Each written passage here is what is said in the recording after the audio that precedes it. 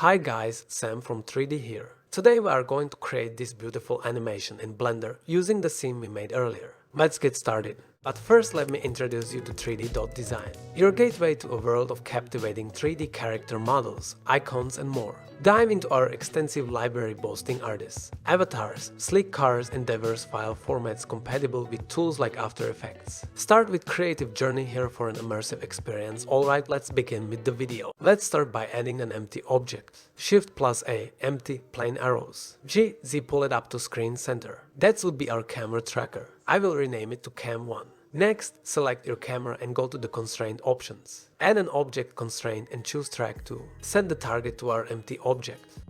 Now, as you can see, the camera follows the empty object. Press N to open the side menu, right-click, and choose Insert Single Keyframe. We'll be animating the X and Y axis. Move 25 frames forward or maybe 27.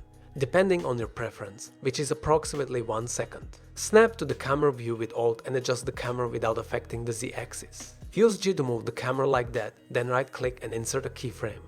Now we've got some basic camera movement, cool. Go back to the start and duplicate the camera with Shift+D. Clear the keyframes by right-clicking and selecting Clear Keyframes. We'll use this second camera for a close-up shot, so adjust the focal length to 50. Go to Camera Preferences and change this slider. Move to frame 27 and press Ctrl+B to set the active camera to the selected one. Repeat this for the first camera at the start of the animation. Now you can see that the camera switch at frame 27. Cool. Move the second camera along the Z and Y axis with G to position it behind the phone. Duplicate the tracker and rename it to Cam2. Scale it down for contrast. Scaling the empty won't affect the final result. Select the second camera, go to the constraint options and assign it to Cam2. Position the empty where you want the second camera to focus. Now let's position our empty to camera of the phone. G, Y, G, Z, and that's good. Now place our camera closer and little higher. And if we're going to move it on X-axis, we got something like this. Let's insert our keyframes. An important thing about camera transition, it should continue the movement of last camera. So by animating this camera, we continue motion of our last camera, in this case clockwise rotation. Let's move on 25 frames forward. You can write +25 here, Blender can do simple math to make work easier. And move camera on X location. Insert keyframe, and I add Y just in case, but probably we aren't going to use it. And we got our first cut. Let's take a look.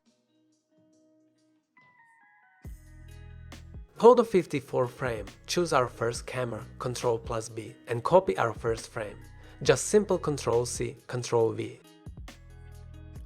Now go to 25 frames further and paste the same keyframe from the beginning. Same idea here, just let the Blender do the thinking for you. Return to frame 54 and adjust the camera's position to continue the previous motion, moving from right to left. Replace the keyframes and now we're done placing the cameras. And let's see what we got. I think we need to change the second camera a little bit. You can tweak the second camera's position to match your preferences.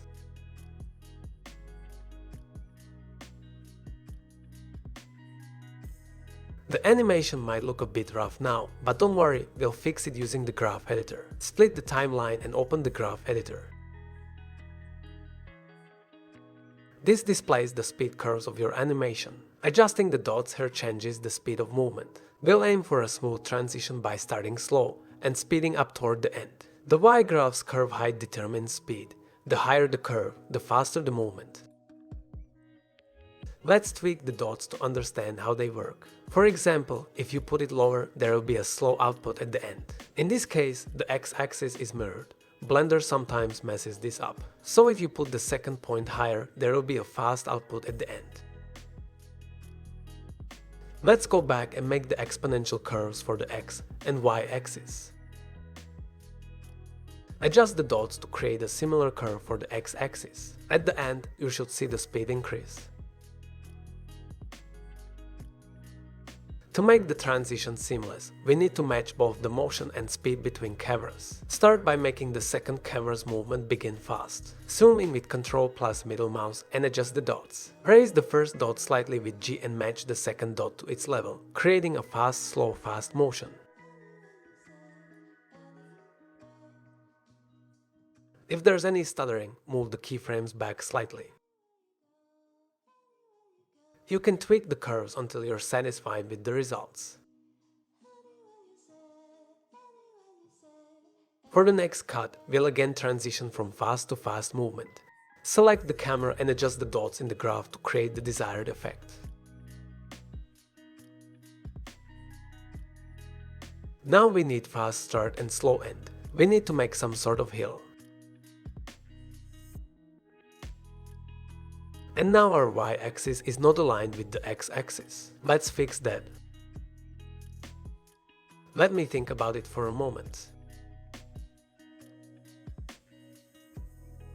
Zoom it a little bit. Match the y-curve to the x as closely as possible, but remember that less motion on the y-axis means smaller adjustments. Keep fine-tuning until you're happy with the final animation. You can experiment with curve to match your preferences.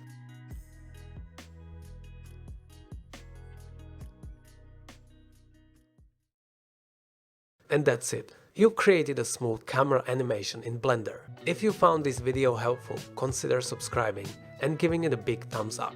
I'll see you in the next one. Thanks.